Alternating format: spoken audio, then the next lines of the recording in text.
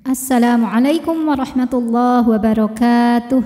Alhamdulillahirabbil alamin. Bertemu kembali dengan saya Ratna Haryaningsih di channel Ngaji Bareng 04. Kali ini kita akan mengurai tajwid surah Al-Maidah ayat 58. Disimak sampai akhir karena nanti di ujung akan ada pertanyaan seputar tajwid dan jawaban pertanyaan hari kemarin akan kita temukan pada menit ke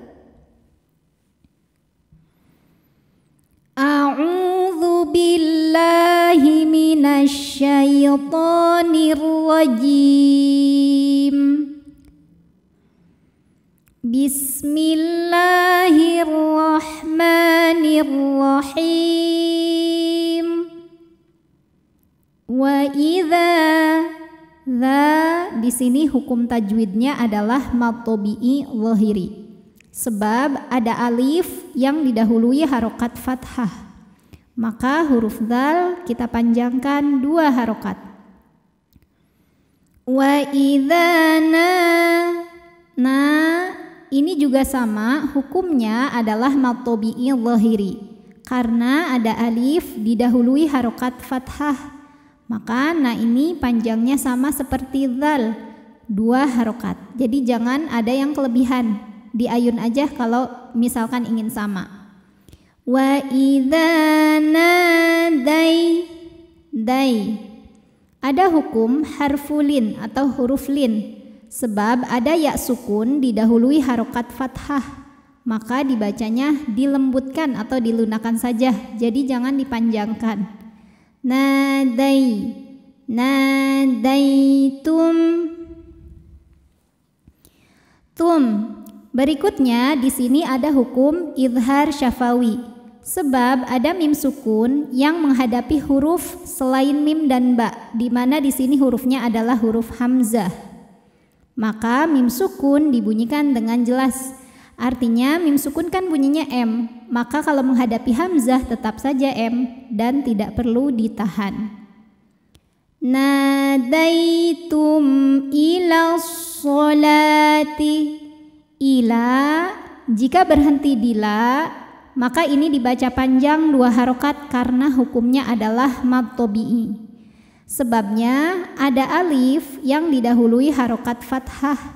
Alifnya ini adalah alif bengkok atau alif maksurah yang bentuknya mirip huruf ya. Untuk membedakannya dengan ya, kalau ya harokat huruf sebelumnya kasrah, kalau yang ini harokat sebelumnya fathah, maka ini alif. Panjang kalau berhenti. Kalau diteruskan atau diwasal jadi pendek, madnya gugur, ilas sholati. Kenapa? Karena ada pertemuan 2 sukun atau disebut iltiqo syakinain. Sukun pertama adalah huruf mad alif. Sukun kedua adalah shad sukun.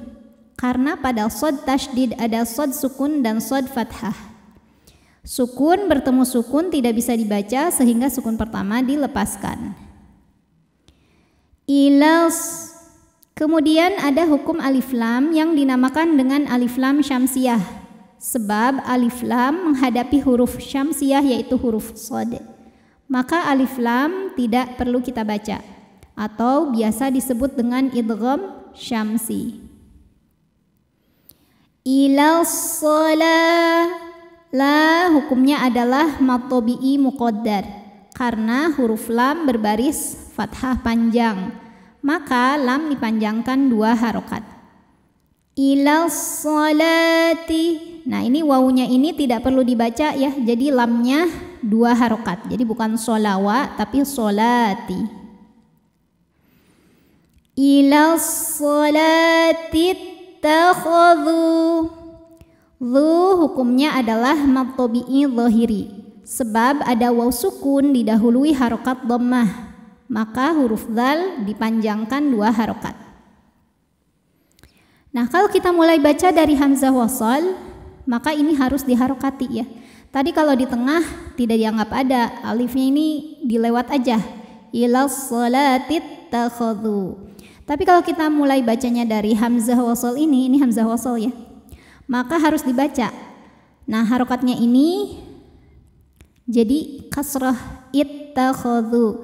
Kenapa? Karena huruf ketiga setelah hamzah wasalnya adalah huruf dengan harokat fathah. Apa huruf ketiganya? Ta. Lah kok ta, kenapa enggak kha? Karena tak tasydid mengandung dua ta, tak sukun dan tak fathah. Jadi huruf ketiganya tak juga, tak fathah. Tak fathah maka hamzah wasalnya i, kasrah. Ittakhadhu, dhu hukumnya matobi'i karena ada waw sukun didahului harokat dhammah, maka dzal panjang dua harokat. Ittakhadhuha, ha juga sama matobi'i dhahiri karena ada alif didahului harokat fathah, maka huruf ha panjangkan dua harokat. Ittakhadhuha huzuwan, waw.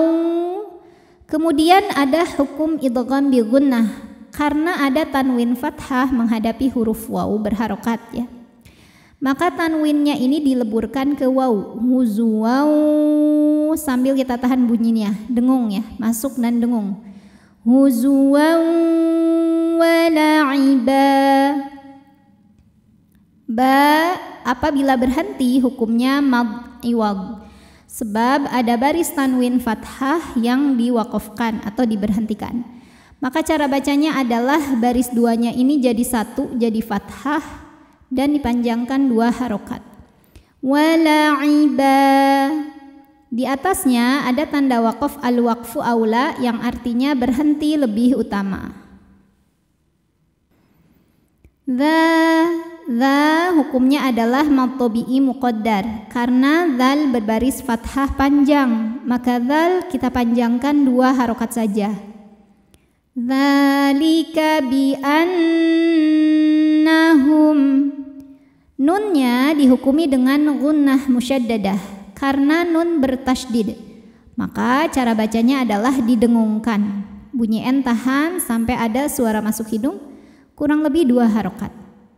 Bi annahum, hum ada hukum izhar syafawi sebab ada mim sukun menghadapi huruf selain mim dan ba, yaitu huruf qaf, maka mim sukun kita bunyikan dengan jelas.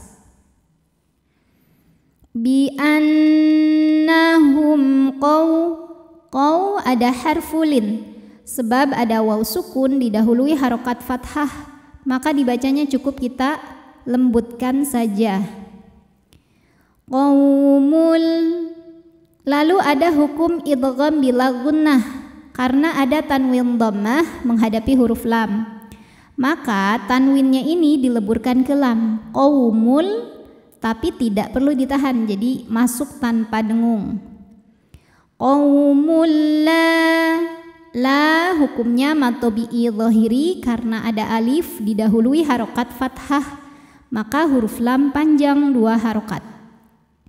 La ya'qilun, lun apabila berhenti hukumnya adalah mad arid li sukun karena matobi'i bertemu huruf yang disukunkan karena waqaf. Matobi'inya adalah waw sukun didahului harokat dhammah, kemudian huruf yang disukunkannya adalah huruf nun. Jadi kalau berhenti panjang, lamnya boleh 2, boleh 4 atau 6 harokat asal konsisten dalam sekali bacaan. La ya'qilun. A'udzu billahi minasy syaithanir rajim. Bismillahirrahmanirrahim. Wa idza nadaitum ila sholati ittakhadhuha huzwan wa la'iba. Dzalika bi annahum qaumun la ya'qilun. Pertanyaan hari ini, coba sebutkan nama hukum tajwid dari yang saya tunjuk ini. Nama hukumnya apa, sebabnya apa, dan bagaimana cara membacanya. Shadaqallahul azim. Wassalamualaikum warahmatullahi wabarakatuh.